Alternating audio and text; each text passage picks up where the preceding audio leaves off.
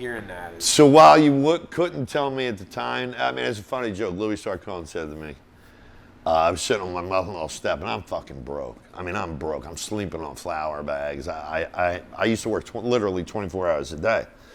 And Louis getting into his big-ass Escalade, and he goes, you know, Danny, poverty builds character. Now that's a cold cut like super cider, feeling like I'm Mr. Rogers when I try to sit beside her, sipping vodka out the bottle. God-given talent got me polying with models, and you'll probably win the Oscar. How you act? Don't worry, I put the family on my back. Don't be surprised when you heard I won a Grammy. How I rap and rolling. South Philly spots. We're on 9th and Fitzwater. Angelo. Come on, Rich. We're on a roll right now with these places. Angelo's. Danny's gonna give us food. He's gonna talk to us a little bit. I mean, it don't get any better than this. I can't believe it's happening. Let's go inside. Angelo's. If it's not good enough for your mother on her last day on this earth, it's not good enough for Louis around the corner. Throw it out and make a new one. And I don't care if you got to throw out 10 before you get it right. You take time with your stuff. Yeah. I mean, is it... So listen, I can tell you like this. If I invited you to my home for dinner, I wouldn't give you, you know, a frozen chicken patty with Don Pepino, tomatoes, and supermarket mozzarella. I would cook for you. And that's the whole idea around here. Like when you come in here, you're coming into our home. The way I found out about your business was I moved to Chicago. I'm a stand-up comic. Oh. And I was doing stand-up down there, and I was in my buddy's wedding, Mike Scipione. Oh, Michael got married in Chicago? No, Mike got married here. Oh, right. So I flew in for the wedding, and you know, Italian moms, they put a spread out at noon when everybody's getting dressed at the house. So, you know, it's 2015, 16, and I'm eating, and I'm like, what the fuck? You got a gourmet buffet? He's like, no, this is Danny from Angelo's. He sent this all over. Mike said you were a baker. Yeah. Like at a young age? I baked bread, and then I realized you make a lot more money delivering bread, so I started just delivering bread. So I was like an independent. I was 20s through 30s, into my 40s. Like when we had Haddonfield, I was delivering bread at 3 a.m. to 8 a.m. Then I would go into Haddonfield and get that open and work till 9 o'clock at night, and then mix doughs after that. So it was quite a. Has the time dedicated to working, has that changed or elevated?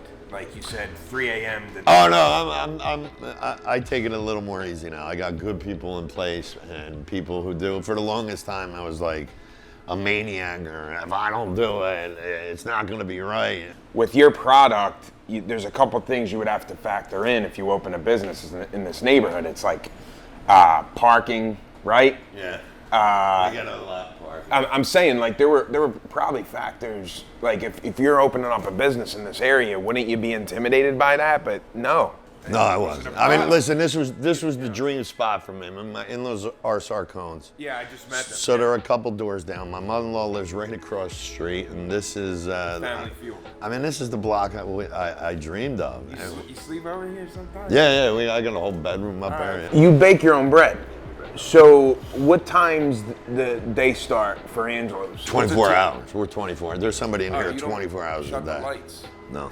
Damn. Well, we lock the doors, but there's overnight crews mixing dough, shaping bread, getting it ready for the next day. Well, you got like a manager around the clock? I mean, Jared is kind of the Swiss Army knife of everything. So he's my bullshit deflector.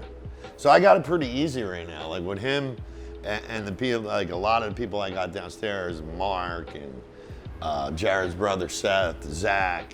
I mean, I can name everybody. Everybody here is pretty much in tune to what we're doing. So if you came in here for a job, I don't need to see your resume.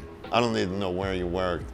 I need you to put on an apron and give me 5 minutes in the kitchen, and right away we know whether you're good or not, right? And this is a meat grinder. I mean, the strong survive here. Like we get a lot of people. You need thick skin? Well, you need to be able to handle pressure, for sure.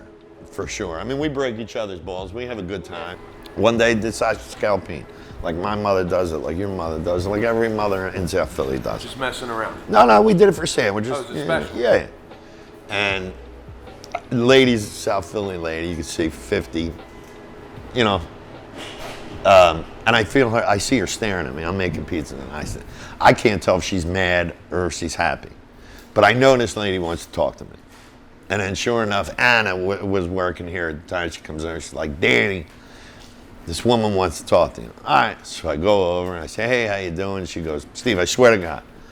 Oh my fucking God, she screams it. She's like, I just had the sausage scalpine. You brought me back to my Nona's kitchen 40 years ago. And I'm like, you're what it's all about, lady. Like all the money in the world could never take the place of that feeling. You know what I mean? Because food is memories. My father died when I was young. He was a big roast pork guy. And I served Tommy Dinnick's bread for 25 years in the Reading Terminal. So every day I ate a pork sandwich. But anytime I smell roast pork, I got roast pork in the sous vide over there right now.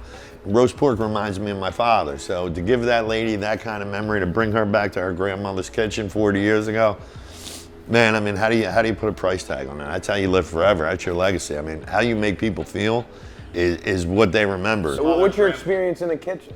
Oh, I went to cooking school. I apprenticed for some really good chefs out in Miami Beach in the 90s, but I was too worried about partying in the 90s. And then, I've been in kitchens. My parents had a pizza shop on 5th and Watkins when I was a kid.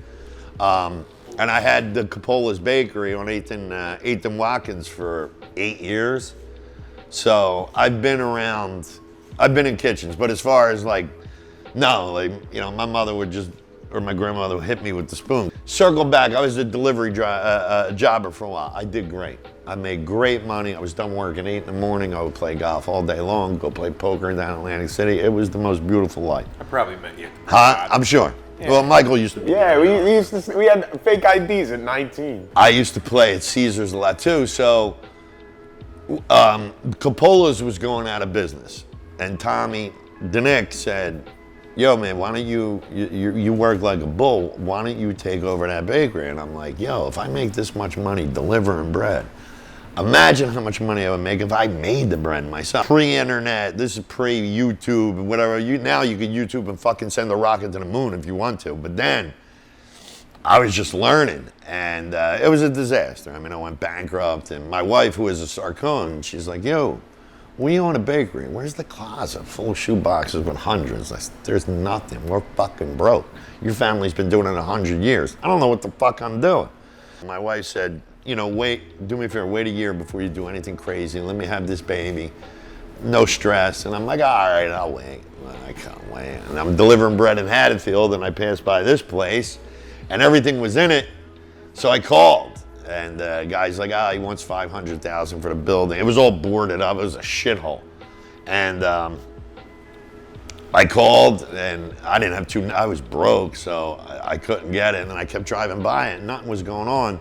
And finally, the guy decided to rent it to me, and I showed it to my wife, and she's like, the fuck do you know about pizza? And I'm like, well, I mean, I've made pizza before, and we'll do pizza like I do my bread. Like, we'll use starters, we'll do pizza like people haven't seen. We'll cook it well done. We'll cook food the way we would. We'll use your grandfather's bread. I suffer a little bit from imposter syndrome, too, to where sometimes I feel like on my way in, I'll be nervous, like the pressure of, like, we're not curing cancer in here. It's sandwiches and pizza. It's not going to really, like, it's not going to change your life or anything, but the pressure of everything's got to be perfect all the time, because we get people who come in and they're doing their reviews, and I say, and it's like, it's a lot of pressure, you know, and I'll feel that, and then as soon as I step foot in here, I'm like, oh, all right, come on, let's just do what we do.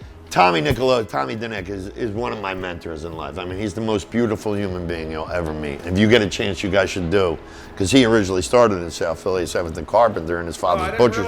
Oh, yeah. Yeah, I mean, his son Joey runs it now. He's in the terminal. Yeah, in the terminal, and they're. Oh, I didn't know they had South Philly ties. Oh, yeah. You can get us with.